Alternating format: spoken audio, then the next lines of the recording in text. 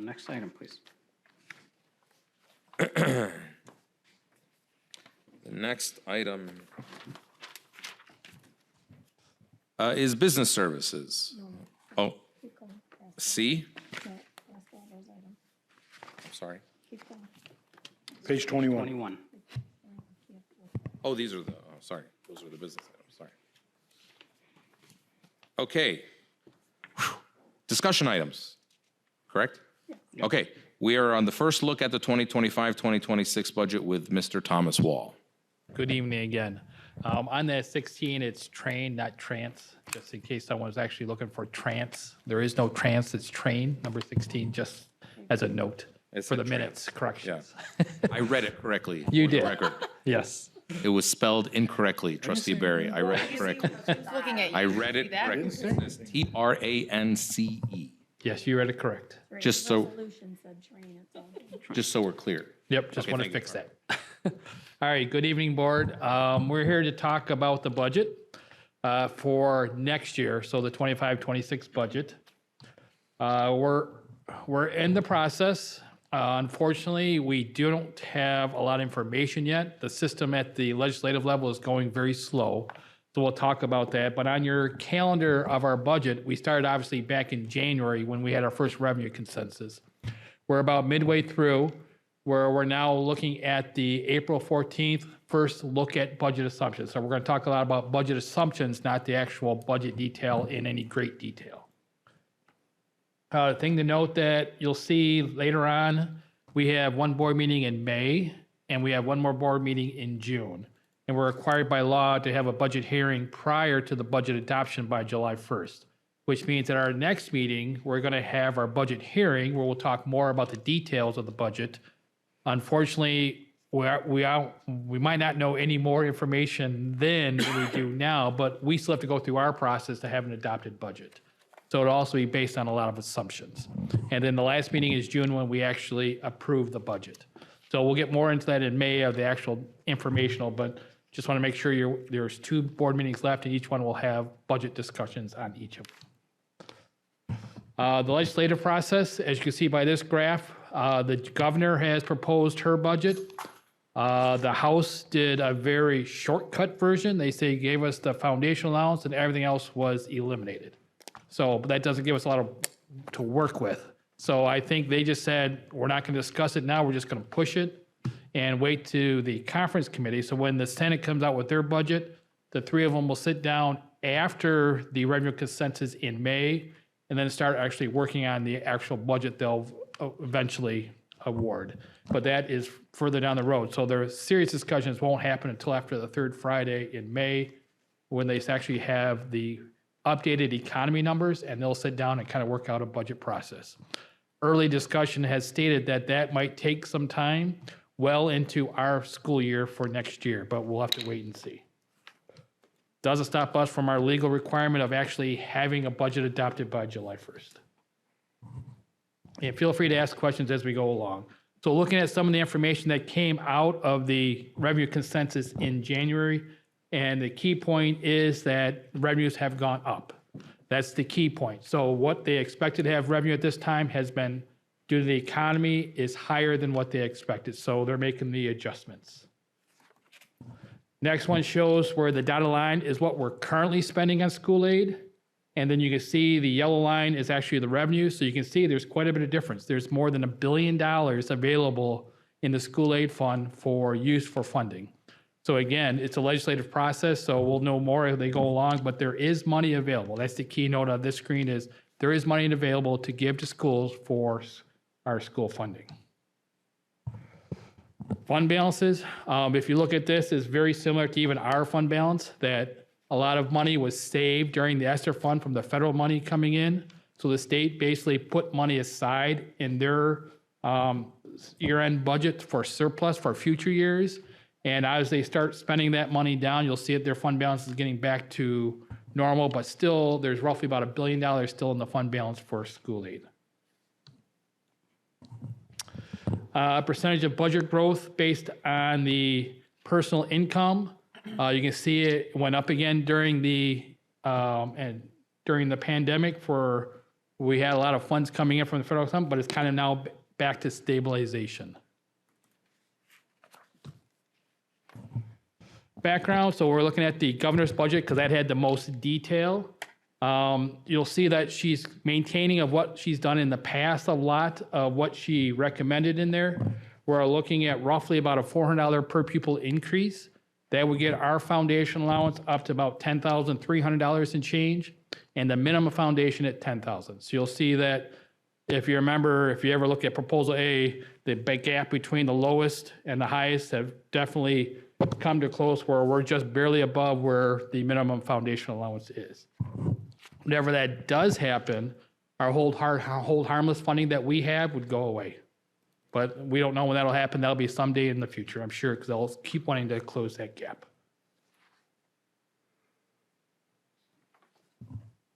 All right, if we look at the federal funding, because that's always been a big question, what kind of role does that play for us in school funding? It's roughly about 9% of our budget. So if you look at what the federal money is coming in, that 9% is significant for us because we get a lot of money for economic disadvantaged students and our EL population, so it makes a big difference for us, but it's roughly about 9% of the state aid budget.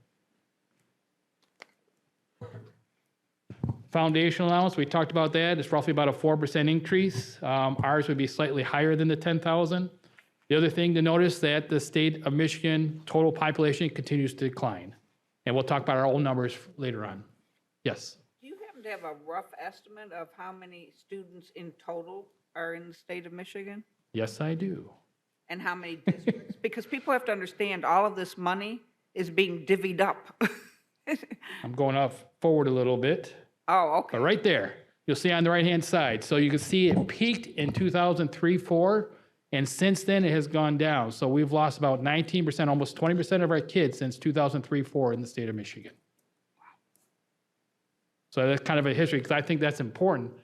And financially, it helps us because whatever money we have is divided by less kids. That's why I wanted. However, it's still, it's a trend that, in Michigan that we just continue to see that. Now, Dearborn's been an exception, and we'll talk about that later, but we're now starting to see the trends also. So apologize, I have to go back a few slides now. Sorry. I don't want you to miss all this information. Inflationary growth, you can see by the revenue estimates and ongoing reception, we're slightly higher, but we do expect in future years where the rate of inflation will exceed our values, it will be basically losing the inflationary value on our funding. Again, just talk about the budget reserves. You can see the state continues to add to that. So that number is getting higher and higher. And again, that's something they can pull out at any time by legislative action to bring back into schools as they see fit. The school aid fund, as you can see, this is a pie from last school year. We obviously don't have this year out available yet, but you can see 44% comes from state tax, 21% from income tax, and the rest, the state education tax, is on mills on your property. So roughly about 65% of that comes from the economy. So as long as our economy is doing well, the school aid fund is well protected and having funding to be able to put towards education. There is a proposal out there now by the governor to take away our dedicated millage in the school aid fund and use it for roads. That's something I'm always worried about. The less dedicated funds we have, the more is it subject to the legislative process if they're going to make up those funds and vote on it on any given year. So just be aware of that. Just when you look at the school aid fund, when they actually pass the bill, roughly about 50% is the foundation allowance, the other parts in other parts of the budget. This is where we talked about in the past that we get a lot more grants now. You've had a presentation at the last board meeting about how much grants are now coming in. Part of that is because the state has moved away from a flat foundation allowance receiving our money, but we are also out there trying to get federal funds or local funds or state funds for other grants. You just saw that today on that 12A grant. That is not part of the school aid fund. It's part of the us that we applied for in a different division and brought money to us for repairing our buildings. Now, there was a matching fee on that, but we're looking at other ways than just the school aid fund to help with our infrastructure process. And on the right, you'll see, as we talked about earlier, the state change in student population. All right, now I'm moving to our assumptions. I share this graph every year since about 2015. As you can see, that the red line is the rate of increase based on salary increases. So you can see the red line that it was affected, significantly in the 2010-11 when we had the housing crisis, and we asked all of our employees of the district to take a reduction in salary. Starting about 2015, we have started to get out of that hole and actually started moving up. You can see that we based it a lot about it based on our foundation allowance, and the economy's been good, so our foundation has gone up, and so have our wages. So it kind of mirrors that. The yellow line is our retirement rate. I'm an oldie, so when I first started school, we paid 0% for retirement. That is not the case now. We have seen significantly increases in that over time. Last year, for the first time, they gave us a break on the retirement rate. However, this proposal in the governor's plan is putting it right back up. So that's why you see that little shape U at the end, that reduction in the MIPS's rate is not something that was going to go ongoing. And so now she's taking it back. I thought that was the whole point to. So they basically have said that UAL break you got last year, we're going to go back, and it went up 5%, roughly 5% again. They did reduce the employer rate, but it was absolutely not for the same dollar value that they did the prior year. Tom? Yes. The yellow line, the retirement expenses, is that for all employees? All employees, unless you have retired and come back to the district after your retirement. Okay, that's why I was like, okay, if that's for all employees, why? So did we just- roughly, it was as high as almost 50 cents on every dollar we pay an employee. Doesn't matter what job they do, 50 cents on every dollar. And then now it was down to roughly about 40%. Now it's back up to roughly 45%. So why do we have only the DFT salaries in this graph? Because we follow that. That is our base. They're usually ones that negotiate first, and all employees basically follow that same percentage. So if the teacher's got a certain percentage, all employees throughout the district got the same percentage. Percentage, not, Percentage, correct. Not the dollar value, just the percentage, yes. And then the blue line is our foundation allowance. Yeah, you can see that kind of mirrors it below. Not always the case. Just last year, we were promised a foundation increase, and they gave us 0. So that's why you see it kind of flat there. But then next year, she is proposing 400. That caused us a little bit of an issue on last year's budget, that we lost that money. We kind of weathered it. And so now, this budget is trying to address that and projections going forward. And it wasn't just us, it was all superintendents talking about that, not getting that increase. Yes. And that was kind of a last minute change too, which was kind of unplanned for everybody. And the green line is the student enrollment. As you can see, it's been steadily increasing to about 21, 22 when the pandemic hit. And since then, it's been slowly decreasing. So that's something we have to take into account as we look at our future projections. Is that a trend that's going to continue? And if it is, we have something we have to address. There was a lot on that screen. Even though it was simple, it was a lot on there. This is just looking at student counts. It's not, something we can really delve into. It's just estimates at this point.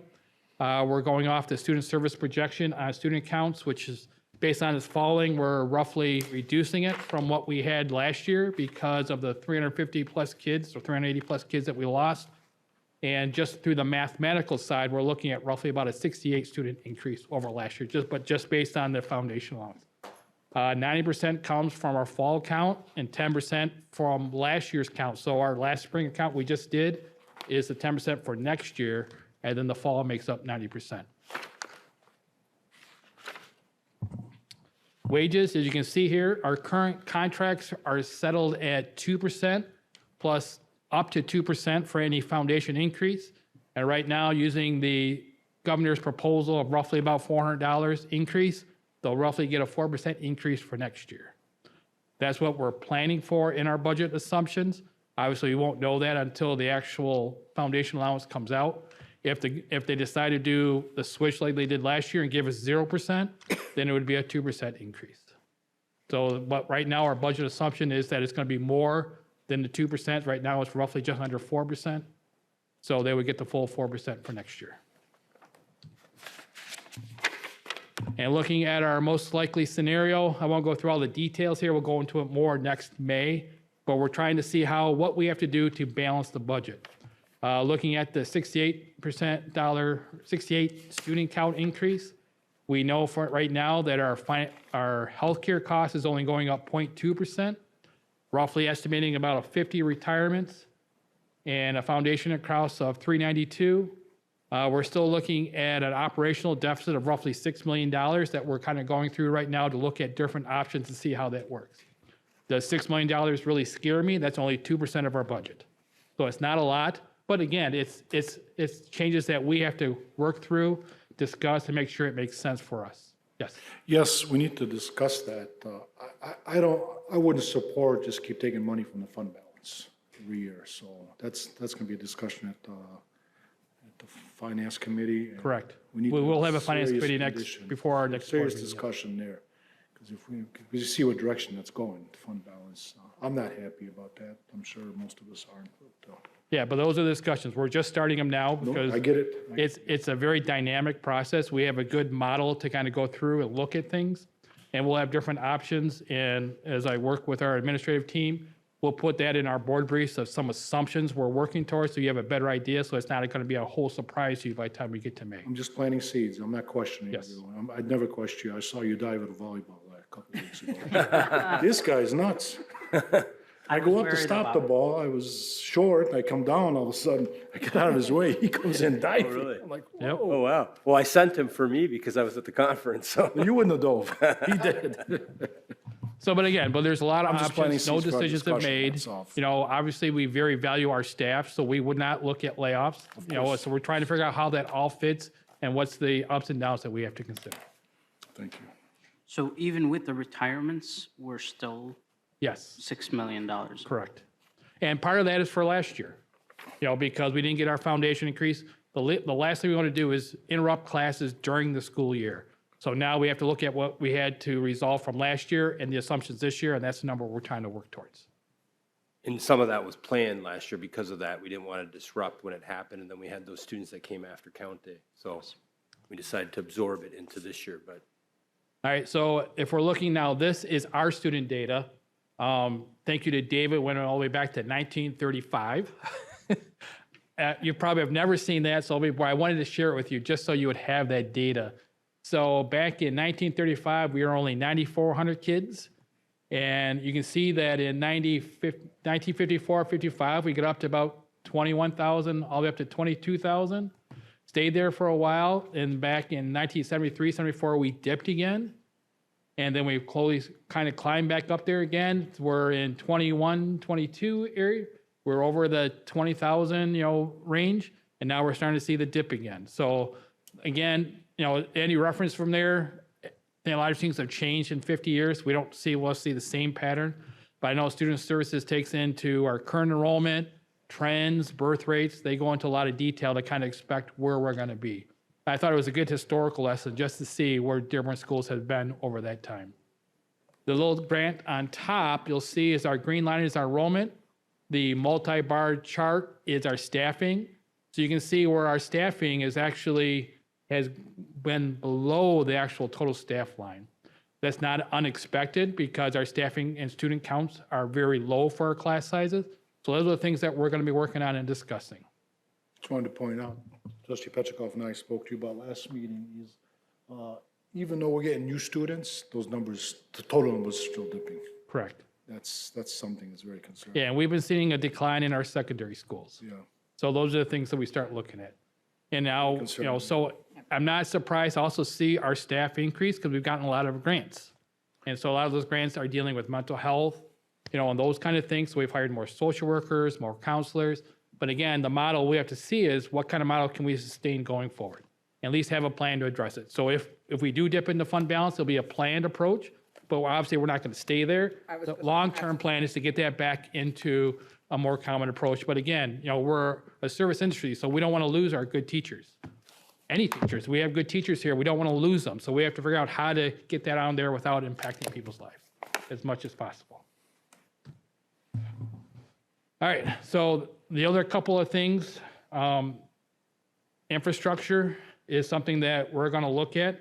As part of the staffing adjustment, our ESSER funds are done, or we're finishing up the Henry Ford College building. So a lot of our monies in capital projects have gone down. So it becomes a pressure point for us now is how we're going to address the infrastructure. I've told you before that we don't have the funds to maintain it as we did before because we took a lot of the reserves we got during ESSER funds and addressed our buildings. But now we're at the point where the infrastructure is going to become a more and more important part, and we don't want to have conversations that we just can't do things, so we have to have a plan. And so at some point, with our work from Quinn Evans, working on our buildings and the historical aspect and what to do with them, they're finishing up and they're pretty much ready to meet with the board again and share their findings. So at some point, I would like to have another, maybe an hour work session with the board again to get their report from them, make sure you have understanding of what they did and how they went about it to come up with their recommendations. I understand they have a pretty good model that we could share with you that you can pick and choose different items and it gives you the bottom line. So that's something so we'll need to address that here quickly, just so we kind of keep that process moving.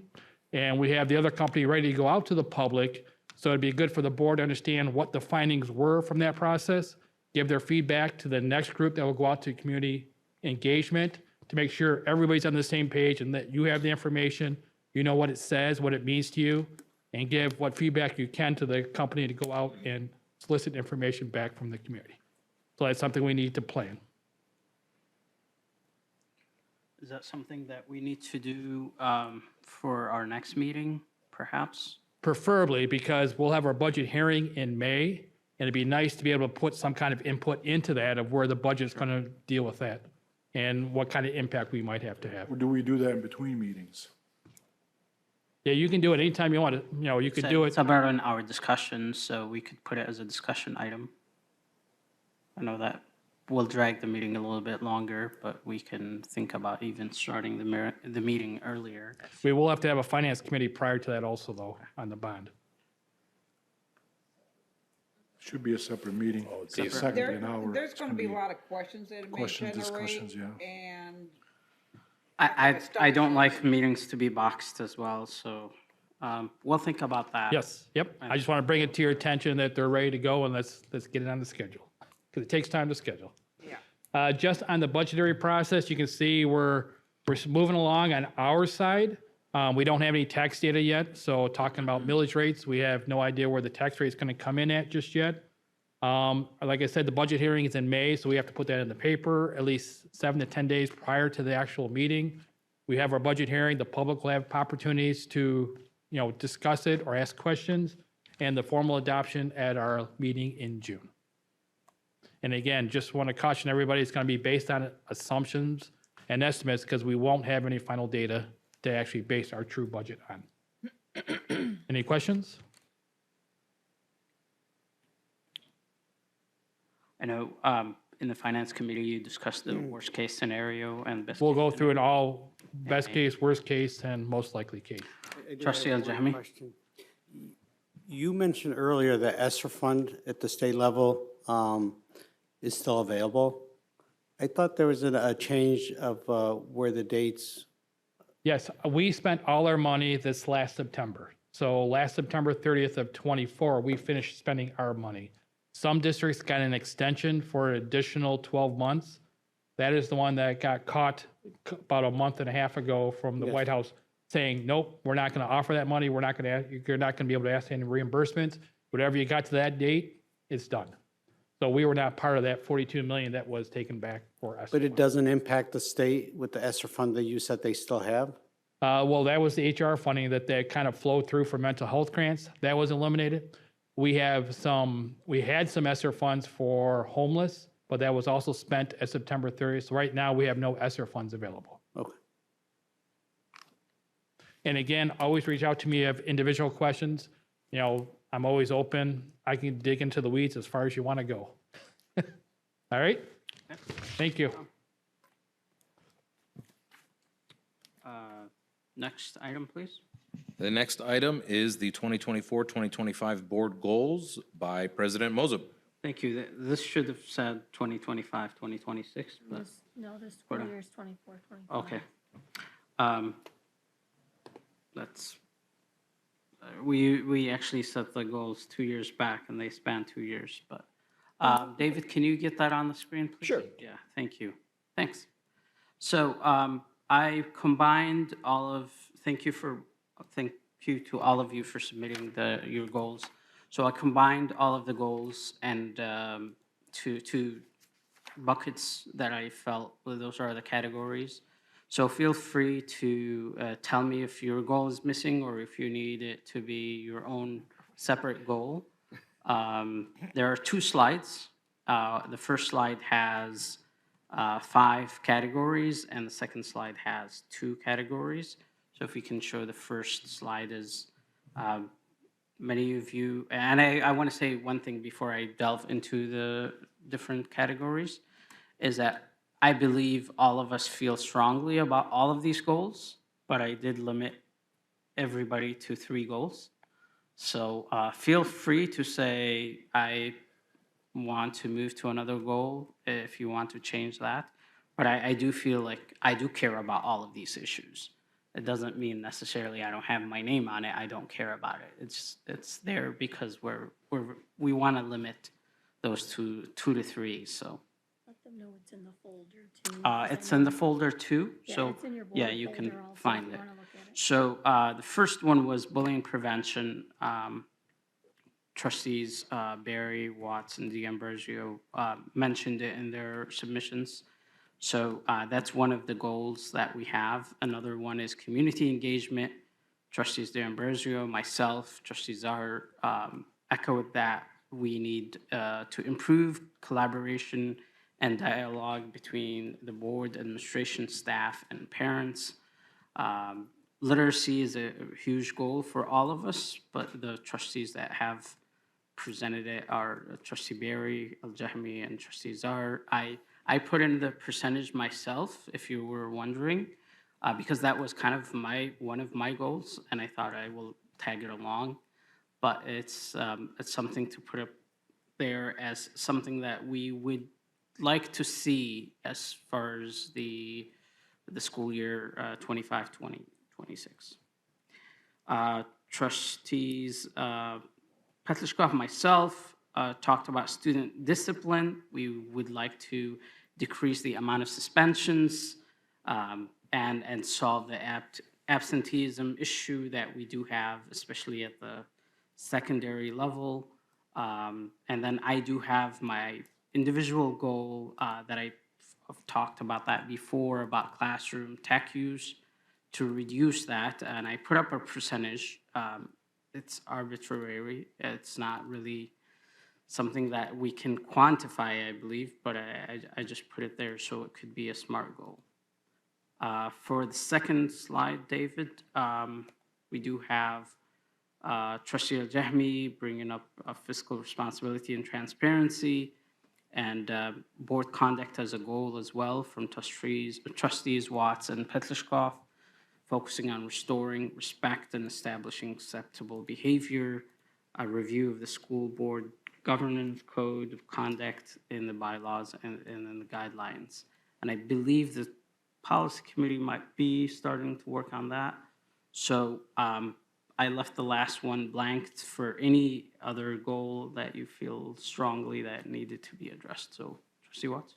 So mine was not board, but it was going back to positive. If you go back to one slide, Sure. Under student discipline and positive school climate. So I was referring to that. Okay. So I can put you in there and then.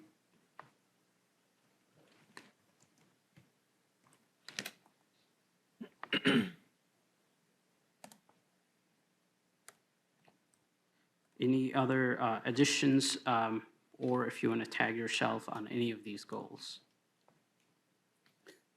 I Trustee don't, Al-Jahmi? but not having access to, I just requested access. I might have feedback after I look at it. Sure. And we will have these goals placed in the board briefs, so you will have access to them if you want to make notes too, so you could do that as well. I'll approve your access requests right now. I'll put these on standing item on the cabinet as well. Perfect. Thank you. Any other questions? The only reason I said that is, for me, I think maybe you combine a couple of things that I had, which I could see that with the fiscal responsibility and the transparency, which is the data component, being able to see data, having data available and present it, not to, such as whether it's WIDA, whether it's, different things. We want to be able to have dashboards where data is available. So if that's what you meant, then you have it. But if that's not the case, then you don't have it. Sure. So,